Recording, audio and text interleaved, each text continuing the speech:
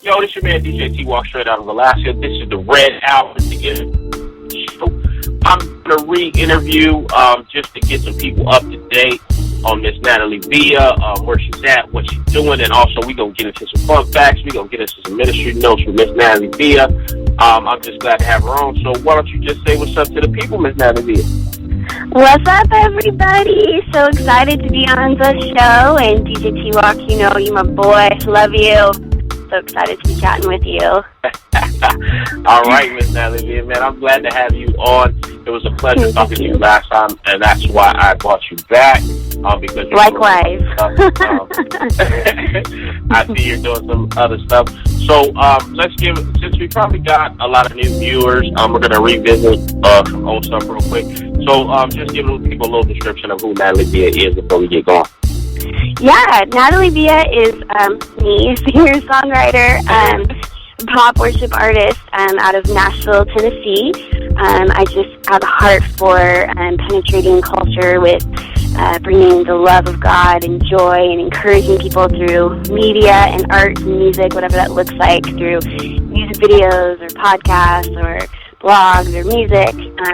We just have a heart for encouraging people, and I've also been married for 8 years. We just had our 8-year anniversary yesterday to Marco, and also expecting our first baby in October.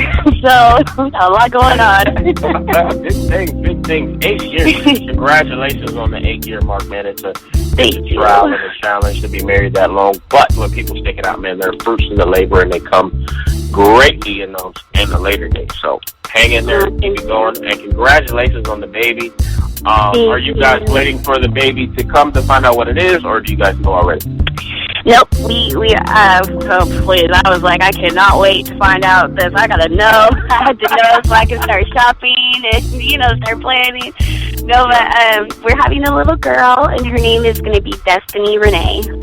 Congratulations. Oh, girls are a handful. I have one myself, so tell my man to be ready and wary for the boys to come learn. Well, man, yeah, he probably does not even want to think about that right now. No, that's alone, man. I'm telling you, it's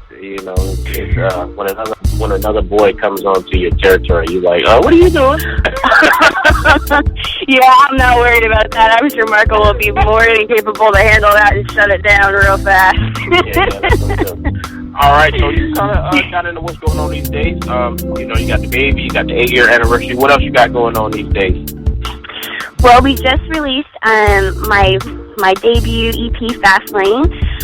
So you can get it on iTunes, Natalie Villa Fastlane. And we also released a music video to go along with the single Fastlane. So you can check that out on my YouTube, Miss Natalie Villa. And that's pretty much been it. Between that and the baby, I'm good to go. Okay, tell me about, I saw the video, but let's go to the CD first because we want to make sure the last single you dropped was LOL. But let's rewind real quick. You had The Perfect Gift out and you had LOL. Tell me about The Perfect Gift, because that came out about Christmas time. What was the creativity behind that song and how it came about? Oh, yeah, I love that song. The Perfect Gift was so much fun. The Perfect Gift was, we wanted to do a Christmas song, like a Christmas single, and it was so funny because both Marco and I, we were not like Christmas music people, we'd be like, well, bah humbug, we're like, why are we listening to this? But as I started to write this song, just talking about Christmas and even thinking about how close it is now, it's like something in my heart started to get so stirred. Just thinking about the Christmas story and Jesus actually, how he came to this earth as a baby, and being pregnant now and thinking about what Mary went through and just everything. But anyways, that's another story. But I just started to think about, I started writing the song, and it's called The Perfect Gift, and what it talks about is just, Jesus, how he is the perfect gift, like how he really is the gift to this world, and everything that we need sums up and is answered in him. And so that's kind of like where the inspiration of that song came from, like holidays and shopping and family and being so busy and just remembering like, hey, Jesus is the perfect gift, above everything else. So that's where that song came from. All right. Okay. So let's update. You got the new CD just dropped. When did the CD drop? It actually came out August 20th. So. Okay. And then the new CD title, Fastlane. Tell me a little bit about the CD in general. Like, what sounds can we expect to hear from the CD? What's the meaning behind the project Fastlane and all that stuff? Yeah. The Fastlane project EP is 5 songs, and there's a pop side to me that I absolutely love, and this creative side, and then there is this worship, spontaneous worship side of me, and I love to fuse the two together, and that's really what you can expect from this EP. There's the pop, the up-tempo dance, music, and then there's also, a worship ballad on there called The Center, LOL and LOL Remix, is kind of like this, anthem, of God's joy, and then Turn It Around is, it's a song, like, pretty much just, like, prophesying, like, okay, God, crazy things are happening in life, but I'm going to give it to you, and you're going to turn it around. And so that's kind of what the song is. And the overall theme of Fastlane, the project itself, is just, like, receiving God's love and receiving His joy and His peace. And that's, like, the overall theme in each song is just finding your identity in Him. So... Okay, so tell me, I saw the video. I like the video, nice video. Good work, Marco, man. Great video. Good work, Thank you. I know who shot the video, so there's no secrets with me. But, tell me a little bit about the concept behind the video, Fastlane. It looks like there was a lot of makeup going on in there and stuff like that, but tell me a little bit about Fastlane. Right. Fastlane was really, really a fun video to do. We just found out that I was pregnant, and we were like, okay, well, we got like a month or 2 to make this happen, so let's make it happen. So we got Fastlane, and I was 5 months pregnant. And the concept behind it is, the song itself talks about, like, the culture says we have to look this way. The culture says we have to have this to be accepted, or we have to have this much money, or we have to have fame or power. And the song, it talks about, like, the struggle and the journey of materialism and struggling with finding our identity in the world and then finding it in the Lord. And so that's kind of where, like, some of the lyrics are like, bling bling rings, I want it, charge my card, I want it, like, fashion in the air, I gotta have perfect skin and hair. And so for the video, we wanted to portray, like, like a girl, like, in this, a girl who's a teenager in this modern day culture, like, what she's feeling and what she's, being, infused with. You see, certain artists right now that are coming out, music videos that are naked, and, you know what I mean? Like, it's like, it's like, this culture is saying you gotta look this way, you gotta be this way to be accepted, and we wanted to portray, like, what a teenage girl might feel like right now in this modern day, and saying, like, hey, you know what? You don't have to look like the models in the magazine. Like, you can be yourself because it's beautiful. You're beautiful just the way you are, just the way God made you. You don't have to do anything else to be accepted. So that's kind of like the concept behind the video. And then for me, like, I always have fun doing, like, makeup, and that stuff is fun. When you can play around with it. So we definitely had a lot of fun. Me being a girl in the video, so. Okay, I got you. That sounds like an awesome video shoot. Sounds like you had a ball shooting a video in general. So we did. In this interview, what we're gonna do, since we got a lot of time, is we're gonna do some ministry stuff real quick. So that way, I can give people a feel of your ministry, because you talked about it a lot last time, and I wanted to give people a broader scope of your ministry in general. So first, let's go back real quick, because you said you started off doing missionary trips. Do you still do those, or are those kind of on the break for what you do now? Yeah. Well, my husband and I, Marco, our heart is definitely for the poor and lost, and we love going to Native reservations. We actually moved to Nashville from Las Vegas to live at a church in the inner city of Nashville, in the hood, in the middle of the project,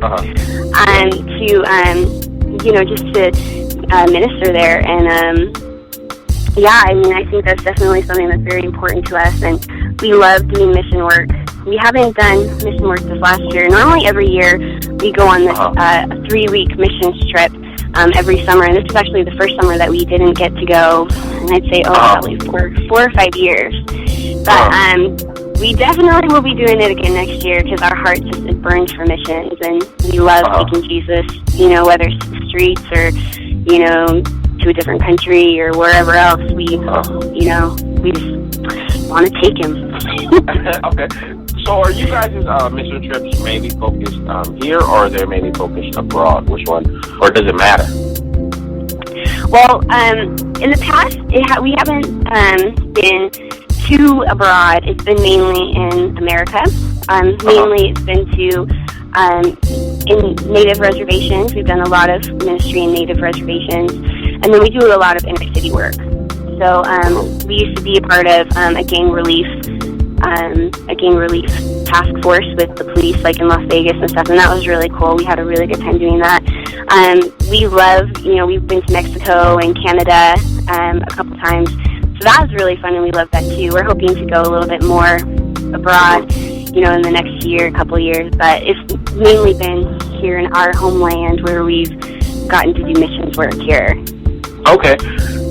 So what would you think would be the biggest difference between doing mission trips here versus doing abroad? Because if you're going to plan on doing mission trips overseas, I know you got some planning involved in doing that. So what is the biggest challenge you guys are facing in trying to plan to go overseas? I think, just practically, if, believe in God for finances, to go on trips is definitely, something, whether you're trying, for people that are listening, like whether you're trying to do a trip here or you have to, or you want to do a trip somewhere else, one of the things is practically is raising finances, and but it's amazing how God always comes through, and every time we've always tried to go on a trip, like a mission trip, God is always supernaturally provided. So if you are trying to go on a trip and you need God to provide, He will. That's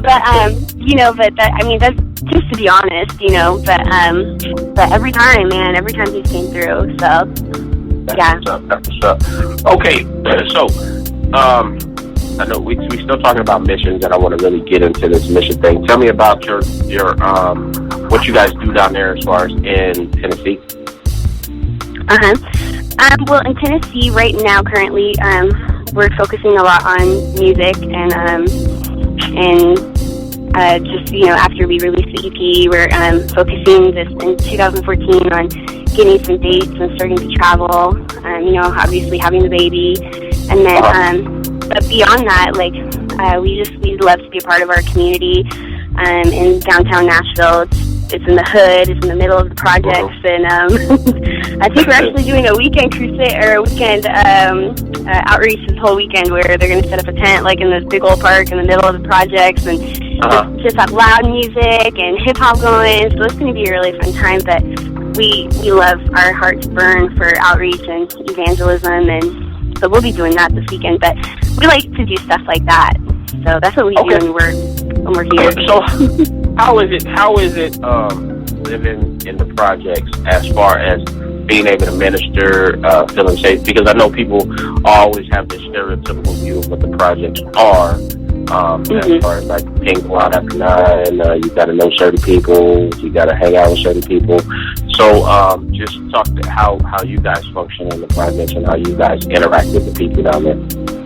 Yeah, I mean, Jesus is universal, so it's when you share the love of Jesus, it touches, whoever you're talking to. It's a universal, His love is a universal language.